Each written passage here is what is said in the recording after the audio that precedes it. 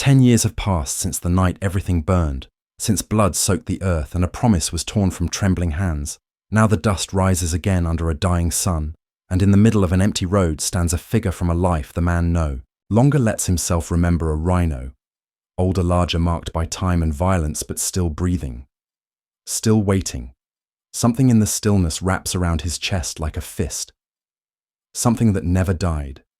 A memory that refuses to be memory. A connection, stretched thin across a decade of silence and pain, yet unbroken. And as their eyes lock across the heat waves of the savannah, nothing moves, nothing speaks, but everything inside him begins to shake because some bonds don't end. They wait, hidden under scars, buried in breath, and born again in the impossible moment when past and present collide. Each morning Thomas rose before the sun, not out of necessity, but out of habit. The kind that clings to the bones, long after the reason for it is gone. He brewed his coffee in silence, poured it into a dented metal cup, and stared across the plains from the porch of the ranger station, watching the mist dissolve over the grasslands, his eyes tracing paths that no longer led anywhere. Sometimes his fingers would brush the old leather satchel hanging by the door, stained with time, frayed at the edges, and empty now of the medicines and bandages he once carried religiously. Every motion quiet, every ritual precise, but hollow, like reenacting a prayer without believing the voice behind it. In the afternoons he walked the fence line not to patrol, but to remember his boots following tracks long faded. Sometimes he'd pause at a specific tree place, his hand on the bark as if feeling for something lost in the grain, never saying a word to the younger rangers who joined the team over the years, all of them too polite to ask about the photo hidden in the drawer of his desk. A photo of a small rhino calf nestled against a man's chest. Both of them bloodied and afraid. On the surface, his life was orderly, composed, functional, but beneath the calm was a relentless ache, a ghost that had shape, but no sound, and though he never spoke its name, it hovered at the edges of everything, like a breath held for far too long. The night it happened, the air was thick with smoke and screams. The sky pulsed red with firelight, and the ground trembled with the weight of running feet. Thomas had stumbled through, chaos, heart-pounding ears, ringing, searching for any sign of life, until he found the calf crumpled in the grass. Breath-shallow eyes wide with pain, blood seeping from a wound just above the leg. Too small, too still, too young to die. He dropped to his knees, hands trembling as he pressed cloth against the wound, whispering anything he could think of. Promises, prayers, lies. He didn't care, just live. He said over and over, just stay. His voice cracking against the roar of burning brush around them. Someone yelled orders. Others rushed in, and in the blur of movement, Kifaru was lifted from his arms, eyes locked on Thomas's, until distance broke the line between them. And just like that, he was gone. And the silence that followed wasn't quiet, it was sharp. It howled inside him for days, then weeks, then months. Thomas left. The reserve not by choice, but by necessity. The war in the region forced them out, and with every passing day, the memory of Kifaru became heavier, not fainter. Grief settled, not like a storm, but like ash, slow and constant. It coated every part of him. He wandered for years doing fieldwork far from home, always saying yes to the next assignment, the next remote post, anything to stay moving, and yet nothing moved inside him. Not really. He became a man of few words, shorter answers, slower steps. Each sunset reminded him of that night, each quiet field of that breathing silence, where a life once slipped through his fingers. He stopped keeping pictures, stopped telling stories even to himself. And in that long, unbroken quiet, the bond they once shared lived on, not as hope, but as ache, a wound sealed not with healing, but with time and the weight of everything left unsaid. Let me pause here for a moment and ask you, where are you listening from? Has there ever been someone in your life, a person or even an animal, who remembered you after many years apart?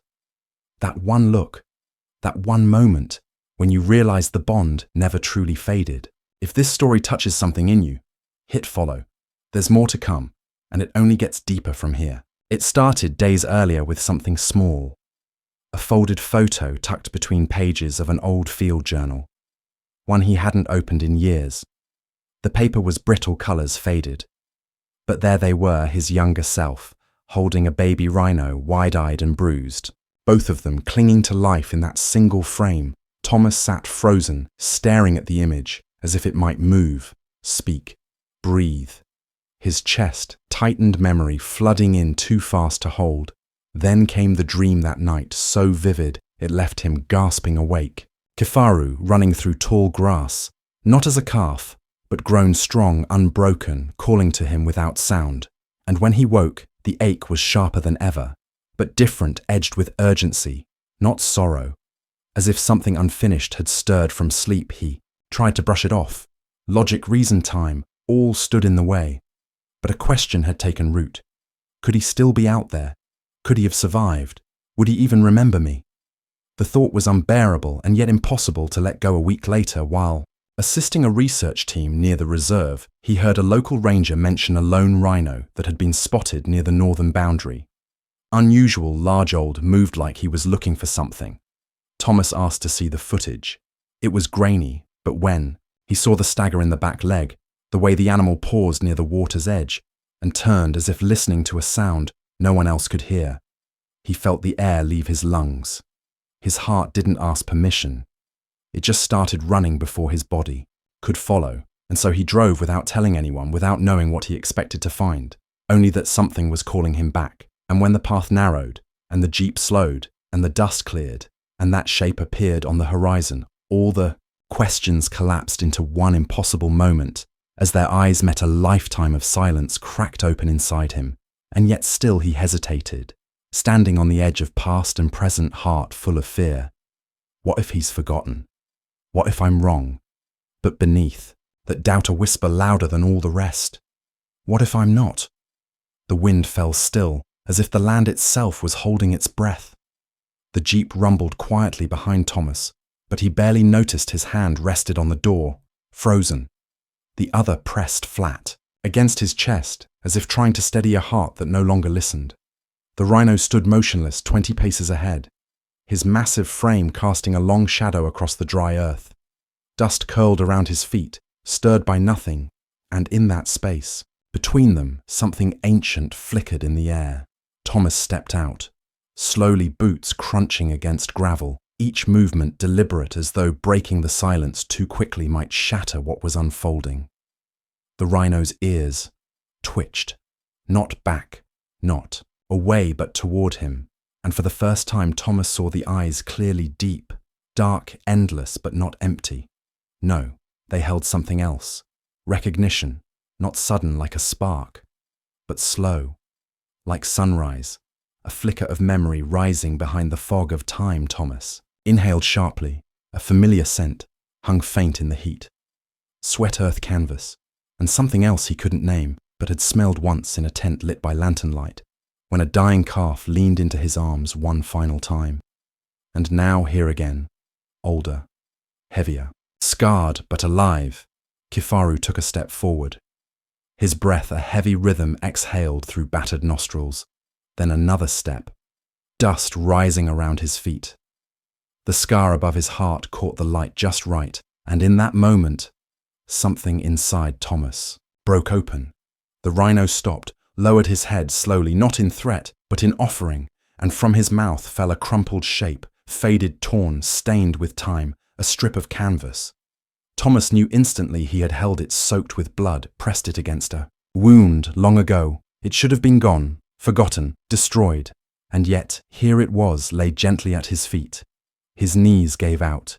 He dropped to the ground, eyes wide, throat tight. The name slipped from him before he could stop it.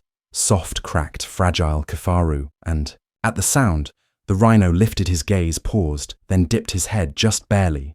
But it was enough. Everything in the world paused. That single gesture shattered the distance, the years, the silence, and in its place rose something neither of them had dared. Believe in recognition, not of faces, but of something deeper. The moment before the sky splits, before a storm breaks, the moment when everything changes and nothing will ever be the same again. For a long moment, neither of them moved.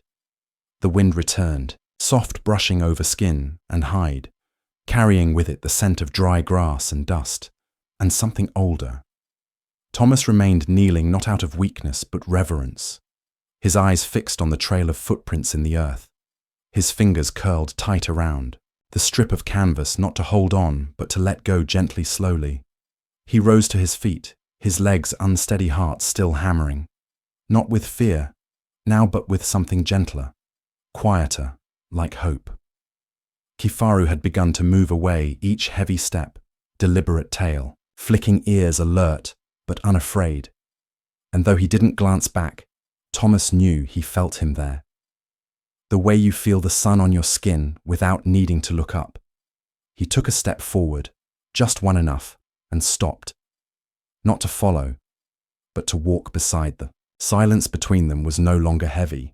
It was full, charged with something healing, unspoken, but understood. Days passed, and Thomas returned, often never too close, never pressing, just near enough to be seen. Kifaru no longer disappeared when he arrived. Some days he'd let Thomas sit at a distance on a flat rock by the river, watching him drink. Other days he came closer once he brushed past Thomas's shoulder, with the same slow confidence he had as a calf testing boundaries. Memory flickered in small moments, a low huff, a playful toss of the head, a pause that lasted just a second longer than it needed to. Each gesture was a thread stitching the years back together, not perfectly, but true. And for the first time in a decade, Thomas laughed, not loudly, not for anyone to hear, just a quiet breath of warmth rising from a place long frozen, his hands steadier, his eyes clearer. The photo, no longer hidden in a drawer, now rested openly on his desk beside the old field journal.